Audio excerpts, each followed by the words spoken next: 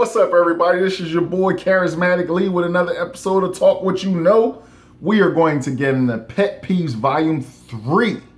Number 1, when people forget, air quotes, that they owe you money. People don't forget that they owe you money. They know that they owe you money. They know that you paid their car payment last year. They know that you let them borrow $50 3 weeks ago. And they said they were going to pay you back on Friday 2 weeks ago. And they forgot. They buying food, they are buying clothes, they're going to the mall, they're shopping, they're posting it on social media, they're getting their hair and nails done, but you just lent them $100 so they could do whatever they needed to do, and they didn't pay you back because they forgot that they owed you money. People don't forget. Number 2, when I spend money on things I hadn't planned.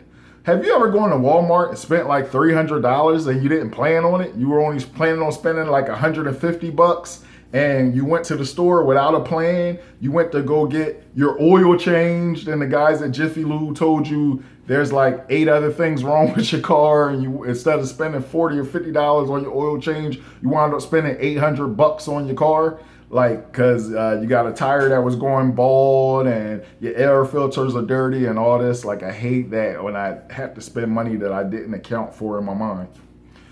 Number 3, serendipity. It's a pet peeve of mine. It's a phenomenon, but I hate when it happens. Serendipity is when you are looking for something and you find something else that you weren't looking for, which is always great, but you didn't find what you were initially looking for, which is annoying. Number 4, that people really don't pay attention to the government until, I'm talking about really focus on paying attention to the candidates and the things that they stand for until it becomes popular on TV or social media. And everybody's like, you got to get out and vote like a week before the election, but they've been running and candidating, whatever the word is, for months, for like a year and a half. Like, why aren't people paying attention right now, all the Democrats at least, to all the, at least the top 5 candidates? You can't tell me that you know what are the top 3 or 4 platforms that Joe Biden is running on right now. What is Bernie Sanders running on right now? What is Kamala Harris, who is not going to win the election and is not qualified, but that's another topic. What is she running on right now? What is Cory Booker running on right now? What do they stand for? What is their history? What have they stood for? What did they do for the states that they ran? Do you know? You probably don't, and that's frustrating. But a week before the election, and all the days leading up to it, everybody's going to be telling me how important it is that I vote, which I'm not, and that's another topic.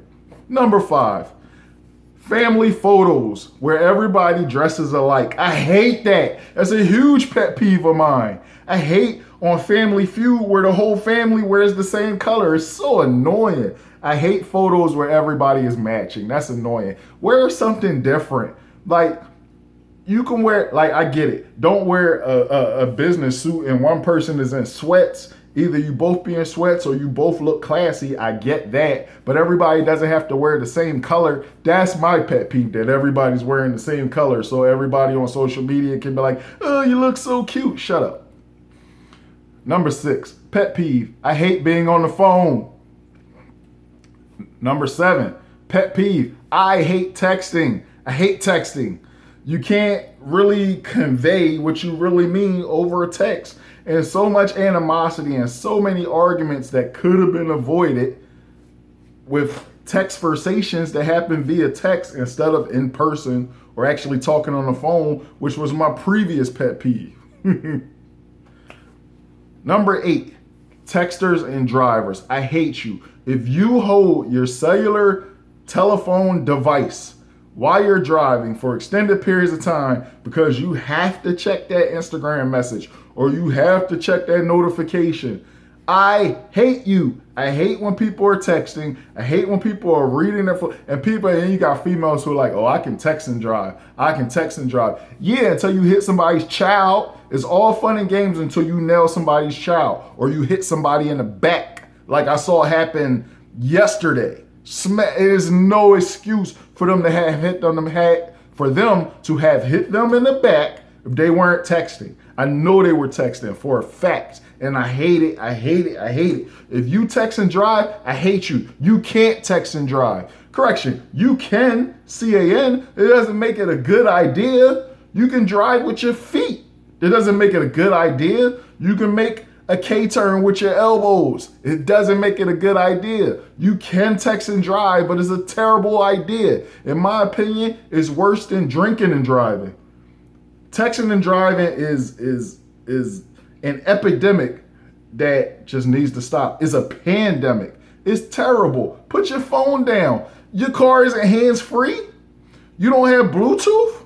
You can't go to Best Buy and buy the $15 clip that you put on so you're not physically holding your phone. You don't have to read every text and every Facebook message that somebody posts. Listen, when you drive from point A to point B, you're going to miss 10 to 15 posts. You'll see them when you park or when you get to a red light. You don't need to text and drive. You don't need to Instagram and drive. You don't need to social media and drive. You don't need to be on CNN. Just wait until you finish getting to point B and then use your phone. It's frustrating. People are walking and texting. They're driving and texting. It's just frustrating. They're going to the bathroom and texting. A guy is at the stall literally like this.